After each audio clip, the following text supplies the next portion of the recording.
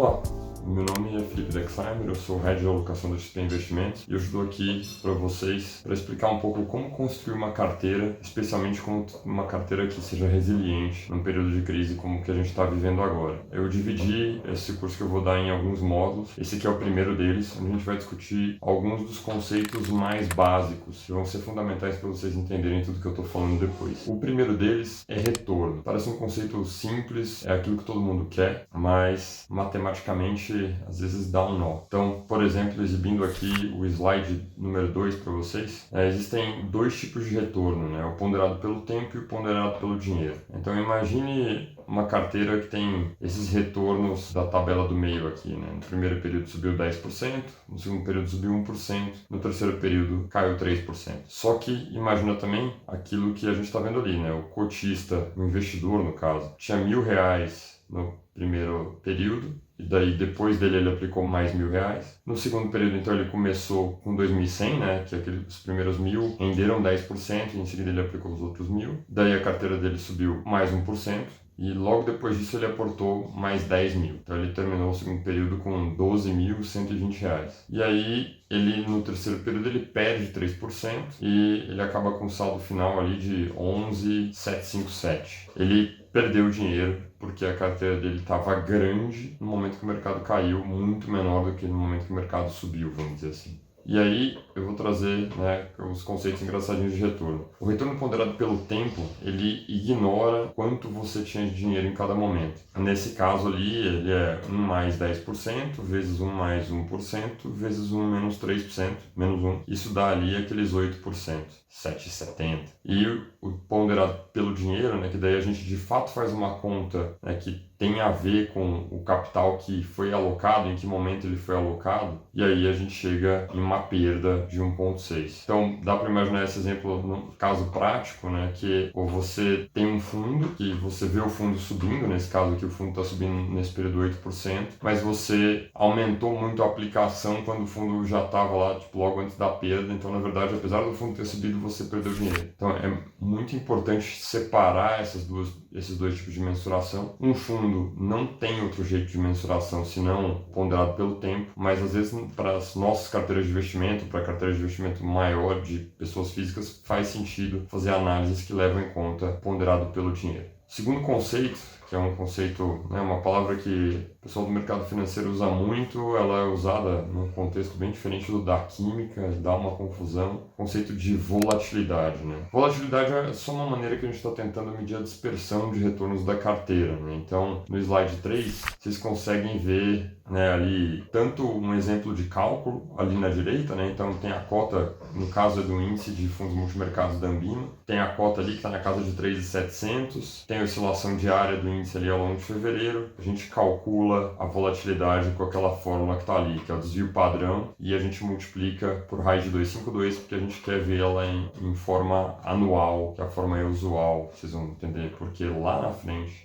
E o ponto é, se a gente estivesse tratando retornos mensais, a gente multiplicaria por raiz de 12, só uma continha de padeiro, não precisa se preocupar muito com isso. E o gráfico ali tenta mostrar para vocês o que significa essa dispersão, né? Então, imagina o seguinte, né? Se eu achar que os fundos multimercados, né, que é o que esse índice reflete, vão dar, na média, CDI, né? Então eu estou falando ali que essa é a distribuição de retornos, quer dizer, tem uma chance muito pequena do índice cair 15 ou subir 23, e na média ali, com o desvio padrão, ele vai dar alguma coisa entre 7, 11, 7, 13, alguma coisa assim. Então isso é básico aí de volatilidade. O terceiro conceito importante é entender como os ativos são precificados. Parece que é besteira, mas é muito interessante reparar nisso, né? Então, no slide 4, aí, que tem os conceitos básicos, qualquer ativo que está negociando no mercado, ele é sempre o valor presente de alguma coisa que vai acontecer no futuro, né? O mercado sempre funciona olhando para frente, nunca para trás. E esse valor presente, ele depende de qual é a taxa de juros até você receber os fluxos de pagamento que você espera receber, quais são os cenários possíveis e quais são as probabilidades deles. Então imagina uma árvore de decisão aí.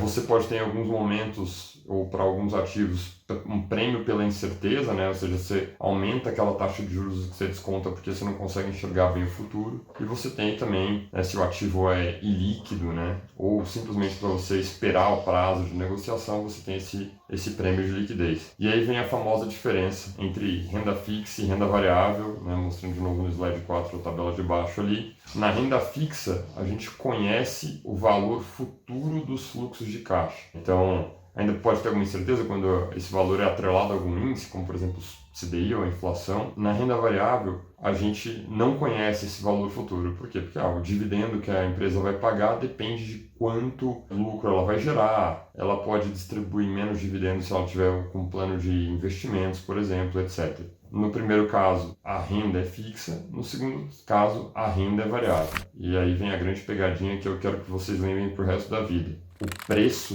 é sempre variável. E acho que um último conceito aí muito importante também é o que é uma classe de ativos, né? E aí mostrando aí no slide 5, uma classe de ativos não é nada mais que uma maneira que a gente agrupa ativos para fazer análises. A gente pega ativos que se comportam de maneira parecida, né? Então a gente usa essas principais classes aí, né? Pós-fixados, pré-fixados, inflação, renda variável, multimercados, os hedge funds, as commodities. Não está 100% completo, mas é uma boa métrica já. Pós-fixados, famosamente tudo que é atrelado à taxa de juros de um dia, né? Que é o CDI, Selic. Os pré-fixados, eles são ao contrário, né? Eu já sei quanto eu vou receber no futuro. Então, por exemplo, um tesouro pré-fixado, ele vai me pagar R$1.000 no vencimento. E daí eu desconto uma taxa para saber quanto eu vou pagar por ele. De novo, é o preço que é incerto. No caso dos papéis de inflação, eles têm uma componente mista, né? Então eles têm um fluxo de caixa pré-determinado, só que esse fluxo de caixa é corrigido pela inflação ao longo do tempo.